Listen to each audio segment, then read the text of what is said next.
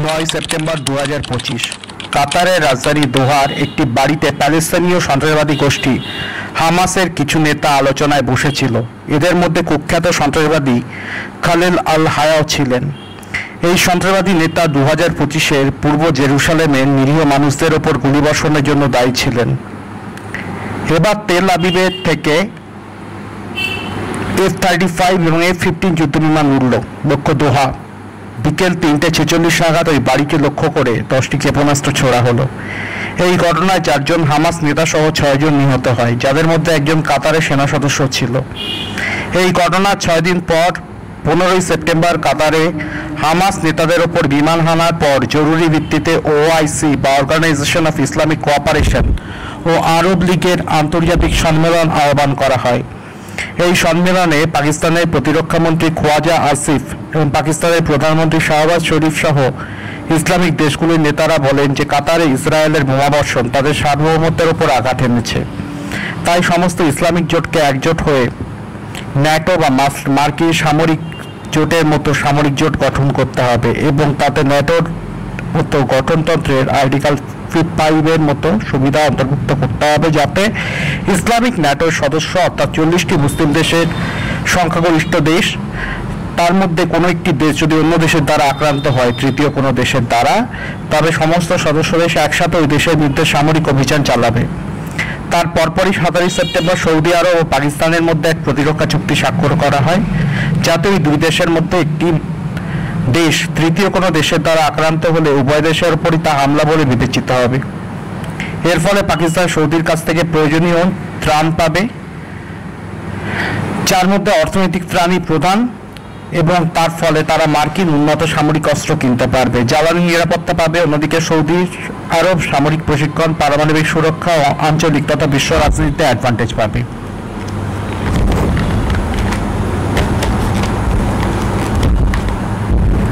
একই কথা শোনা যায় ইরাকি প্রধানমন্ত্রী মোহাম্মদ সিয়া আল সুদানির বক্তব্যে, যার মূল কথা হলো গাজা ও কাতারে ইসরায়েলি হামলার জন্য ইসরায়েলকে শিক্ষা দিতে হবে। কাতারের বিখ্যাত সংবাদ মাধ্যম আল জাজিরার প্রতিবেদন, এক নতুন যৌথ আরব স্পেশাল সামরিক কমান্ড নির্মিত হবে, যাতে লজিস্টিক্স, বিশাল স্পেশাল ফোর্স, বিমান বাহিনী থাকবে। এর ফলে যৌথ মহড়া, সেনা মোতায়েন ও মুসলিম রাষ্ট্রের রক্ষক হিসেবে পাকিস্তান তুরস্কের ভূমিকা বাড়বে।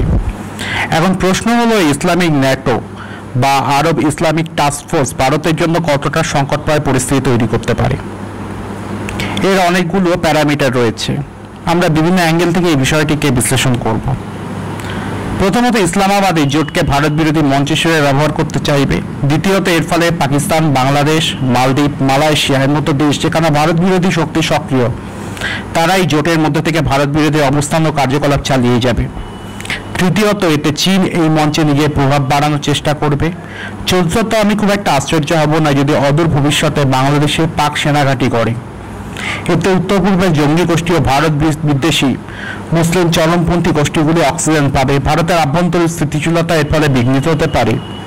সব থেকে বড় কথা, এর ফলে পাক অধিকৃত কাশ্মীর ভারতে ফিরিয়ে আনা, পাকিস্তানের মাটিতে জঙ্গি দমনের পরিকল্পনার আগে ভারতকে দুবার ভাবতে হবে।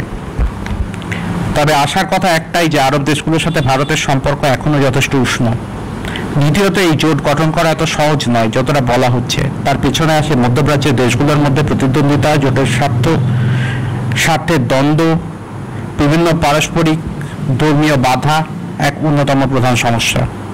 সৌদি আরব ইরান প্রতিদ্বন্দ্বিতা, কাতার আমিরাত দ্বন্দ্ব, তুরস্কের নিজস্ব জিওপলিটিক্যাল উচ্চাকাঙ্ক্ষা, সব মিলিয়ে জোট করা কঠিন। আবার আব্রাহাম চুক্তির মাধ্যমে ইউএই ও বাহারিন ইসরায়েলের সাথে সম্পর্ক স্বাভাবিক করেছে। তাই এই জোট ইসরায়েল বিরোধী রূপ নিলে তাদের এই ধরনের আব্রাহাম চুক্তির মতো প্রচেষ্টা সমস্যায় পড়বে। সবচেয়ে বড় কথা, ওয়াশিংটন এক শক্তিশালী স্বাধীন মুসলিম সামরিক জোট কোনো মতেই চাইবে না। সে চাইবে তার আরব দেশগুলির মার্কিন সামরিক ছাতার তলায় থাকুক। এজন্য সে অর্থনৈতিক অস্ত্র প্রয়োগের পিছপা হবে না।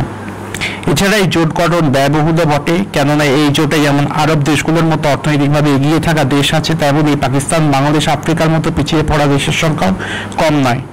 তাই এই জোট হলে এদের আর্থিক বোঝা আরব তুরস্ককে নিজের ঘাড়ে নিতে হবে। তবে এই জোট যে ওআইসি এর সদস্য দেশগুলোর মধ্যে সামরিক প্রযুক্তির আদান প্রদান বাড়াবে তা বলাই যায়। হয়তো তারা সংঘবদ্ধভাবে স্কিল ডোমের মতো উন্নত আকাশ সুরক্ষা ব্যবস্থা গড়ে তুলতে পারে ভবিষ্যতে। তবে ভারতকে এই বিষয়ে উদাসীন থাকলে চলবে না। ইসরায়েল, ফ্রান্স, ব্রিটেন, পৃথিবীর যেখানেই মুসলিম চরমপন্থা বিরোধী স্বর জোরালো হচ্ছে, সেই সব দেশের সঙ্গে সুসম্পর্ক রাখতে হবে তাদের সঙ্গে, যেটা সামরিক জোট পর্যন্ত হতে পারে।